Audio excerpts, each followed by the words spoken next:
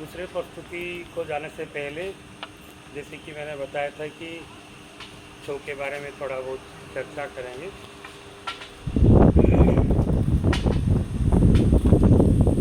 Mid 19th century की बात है, जब मयूरभंज के महाराजा थे महाराजा कृष्णचंद्र भंजदेव।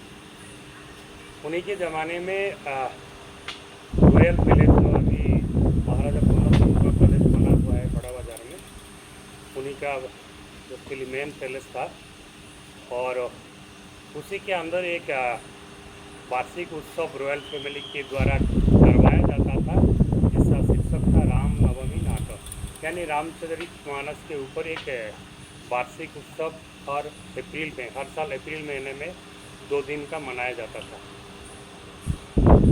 लेकिन जब महाराजा कृष्णचंद्र भंजदेव शासन में आए तो उन्होंने ये जो छऊ है उसका मूल रूप था एक मार्शल आर्ट यानी युद्ध कला, जो उस ज़माने के सोल्जर के द्वारा अभ्यास किया जाता था।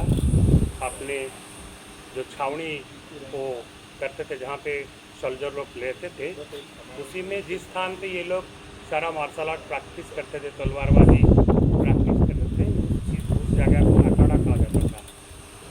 वहाँ से उठ के ये रॉयल पैट्रोनाइजेशन के अंदर आया। वो साल था 1868 यानी 1868। अब महाराजा ने क्या किया, रामनवमी नाट जो वार्षिक उत्सव होता था उसके स्थान पे इस डांस को छऊ के रूप में शुरू किया, छऊ उत्सव के रूप में शुरू किया, और जिसका शीर्षक रखा गया चैत्र पर्व। यानी चैत्र महीने में जो फेस्टिवल उन्होंने शुरू किया उसका शीर्षक रखा चैत्र पर्व। वो 2 रात का कंप्लीट 2 रात का छऊ नृत्य उत्सव था, और उसमें इसके साथ आप हमारे जो हिंदू अध्यात्म में है, यानी जो हमारी आस्था है हिंदुज़म का, उसको जोड़ा गया। और ये डांस भगवान शिव और माता पार्वती का जो भयंकर रूप है भैरव और भैरवी, उन्हीं को संपूर्ण मात्रा में समर्पित हुआ।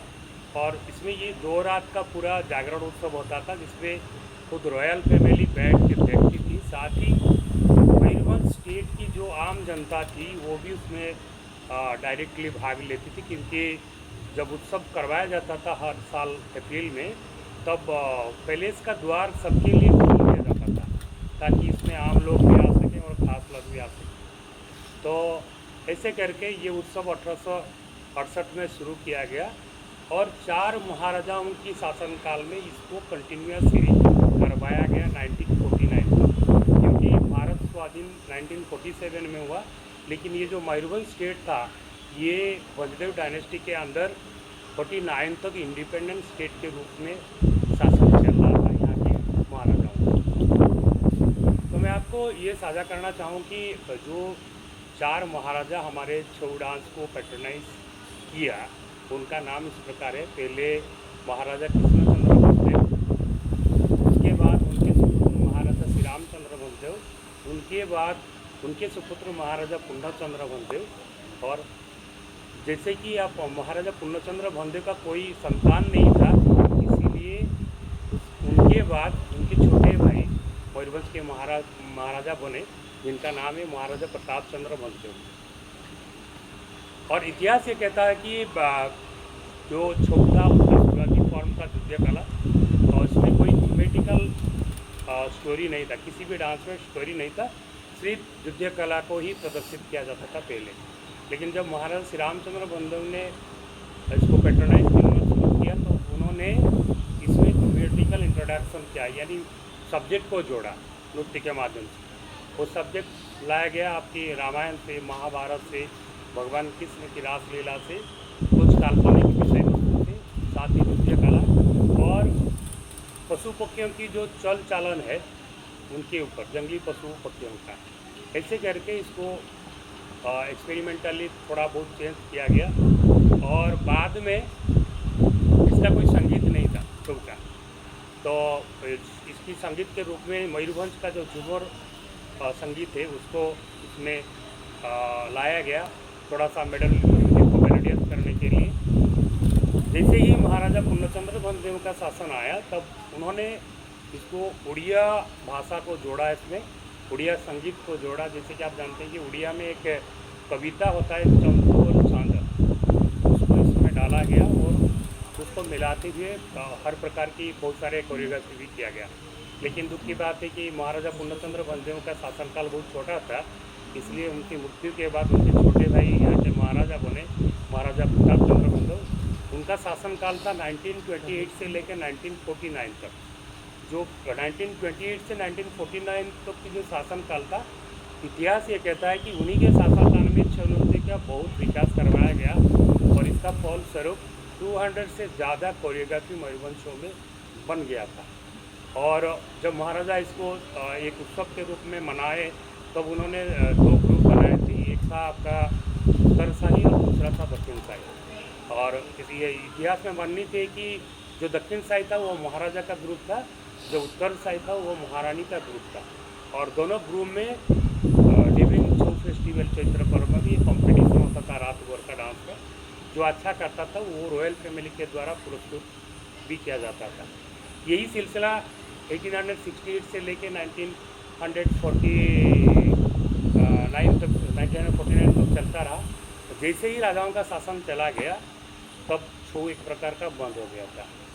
कुछ साल के बाद कुछ जो आर्ट लवर थे मयूरभंज का, इन्होंने इकट्ठा बैठकर इस चीज़ को रिवाइव करने के लिए एक कदम उठाया, जिसका फलस्वरूप मयूरभंज छऊ नृत्य प्रतिष्ठान करके एक ऑर्गेनाइजेशन आपकी जिला प्रशासन के माध्यम से, मयूरभंज जिला प्रशासन के माध्यम से आपका सोसाइटी रजिस्ट्रेशन एक्ट में रजिस्ट्रेशन हुआ।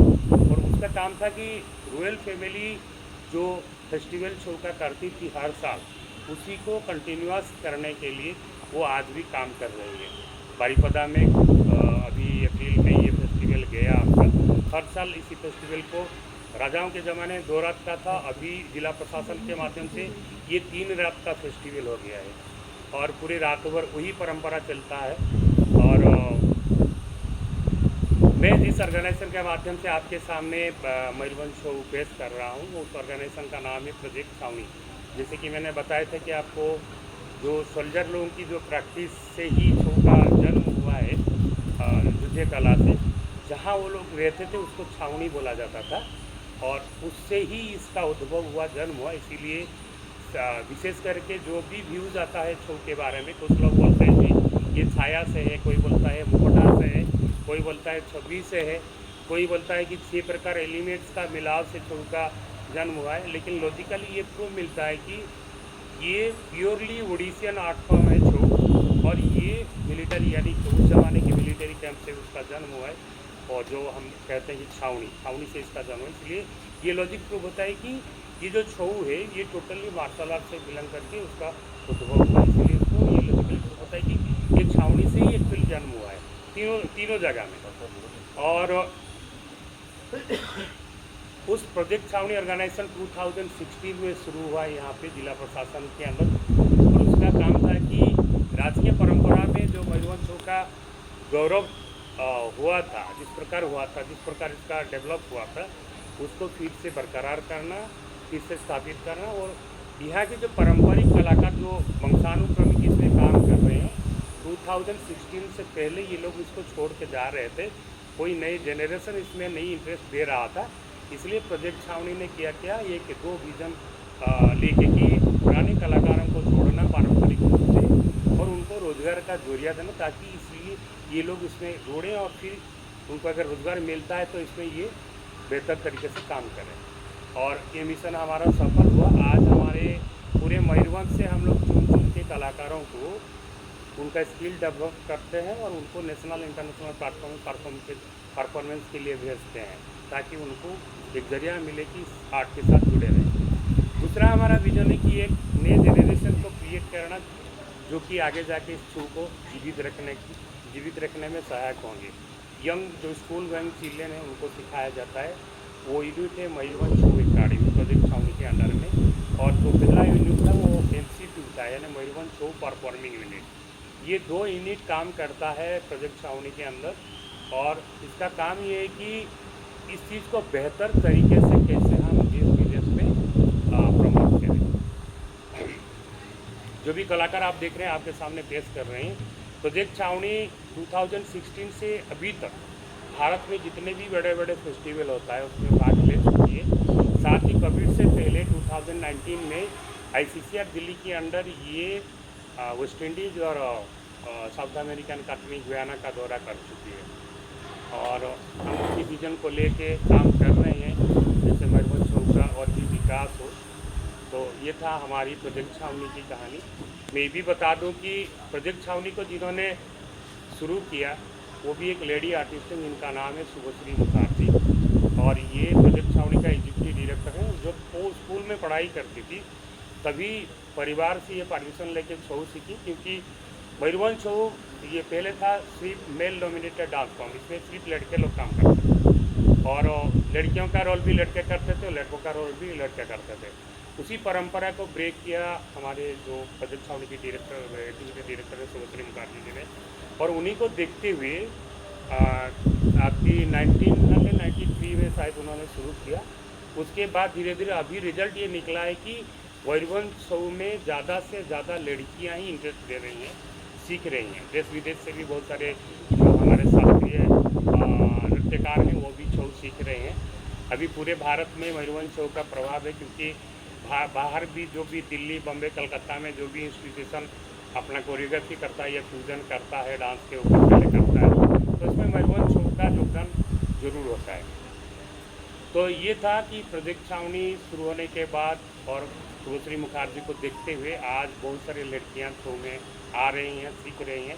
अभी टोटली रिप्लेस हो गया है कि लड़कियों का रोल लड़के नहीं करते, अभी लड़कियों का रोल लड़कियां ही कर रही हैं। ये क्रेडिट उन्हीं को जाता है। तो ये प्रोजेक्ट छावनी की कथाएँ थी। तो आज हम आपके सामने जो दूसरा प्रस्तुति करेंगे वो यहाँ की ट्राइबल कम्युनिटी के यंग मैन के ऊपर आधारित है। उस कम्युनिटी का टाइटल है शबर। जैसे कि आप जानते हैं कि मयूरभंज उस ज़माने में, राजाओं के ज़माने में, एक ट्राइबल बेल्ट स्टेट था। यहाँ के ज़्यादातर आदिवासी थे ट्राइबल्स। जैसे आप जानते हैं ट्राइबल्स में सांताल भी आते हैं, मुंडा भी आते हैं, भूमिज भी आते हैं, बातुड़ी भी आते हैं और माकड़िया भी आते हैं, बहुत सारे ऐसे हैं। और उसी में से ये कम्युनिटी है आपका शबर, और जिनका ये उस ज़माने में था कि ये जंगल के अंदर वास करते थे। उनका जीवन जीविका जो है टोटली जंगल के ऊपर ही निर्भर करता था, क्योंकि उस समय तो शिकार बैन नहीं था। तो ये लोग या तो जंगल में शिकार करके खाते थे या जंगल से जो भी चीज़ें फ्रूट वगैरह मिलता था और भी चीज़ें मिलता था उसी को लेके वो अपना जीवन निर्वाह करते थे। तो ये क्या शबर यंग हंटर वही क्या करता है, ये पूरी प्रिपरेशन के साथ जंगल की ओर प्रस्थान करता है। और जब वो जाता है जंगल के अंदर तो भी थोड़ी दूर जाने के बाद देखता है कि थोड़ी देर पहले एक बड़ा सा टाइगर उसी रास्ते से गुजरा हुआ है। तो ये क्या करता है कि पूरी सावधानी के साथ सर्च करता है कि कहीं बाघ आसपास तो नहीं है। जब उसको ये एहसास होता है कि बाघ आसपास नहीं है तभी वो उसी फुटस्टेप को फॉलो करते हुए जंगल के अंदर घुसता है। थोड़ी दूर जाने के बाद देखता है कि बाघ का फुटस्टेप और दिखाई नहीं देता। तभी वो दूसरी बार सर्च करता है कि बाघ गया तो कहाँ गया, किस तरफ गया। फिर उसको पता चलता है कि एक घास की झाड़ी के अंदर से बाघ उसकी उस तरफ गया हुआ है। तो ये पूरी सावधानी के साथ उस घास की झाड़ी को तोड़ते हुए जब उस पार पहुंचता है तभी उसका बाघ के साथ सामना होता है और दोनों में लड़ाई छिड़ जाती है। अंततः तो ये बाघ को मार डालता है। मरने के बाद वो अपने कंधे पे लेके अपने कुटिया में वापस आता है, और जैसे ही कुटिया में पहुंचता है तो उसको प्यास लगता है, और प्यास बुझाने के लिए पानी का संभाल करता है। करते हुए एक झरने के पास दौड़ के जाता है, अपना पानी पी के प्यास मिटाता है और एक पेड़ के नीचे जाके थोड़ी देर के लिए बैठ जाता है। उसी समय वो ट्राइबल लोग जो एक प्रकार का पारंपरिक तंबाकू लेते हैं, जिसको यहाँ के भाषा में दोपता कहा जाता है, तो वो उसको तैयार करता है। लेने के टाइम पे एक पक्षी पेड़ के ऊपर से उसके ऊपर मल फेंक देती है, तो वो पक्षी को भगा देती है। भगाने के बाद एक पत्ता लेके उस मल को हटाते हुए खुशी से ये झूम के नाचता है कि मैंने बाघ के ऊपर विजय प्राप्त कर ली। यही है हमारी आज की दूसरे प्रस्तुति की कहानी। ये रियलिस्टिक स्टोरी है मयूरभंज शबरा कम्युनिटी का। तो आइए देखते हैं आज के हमारे दूसरे प्रस्तुति, सबरा टोका। नमस्कार।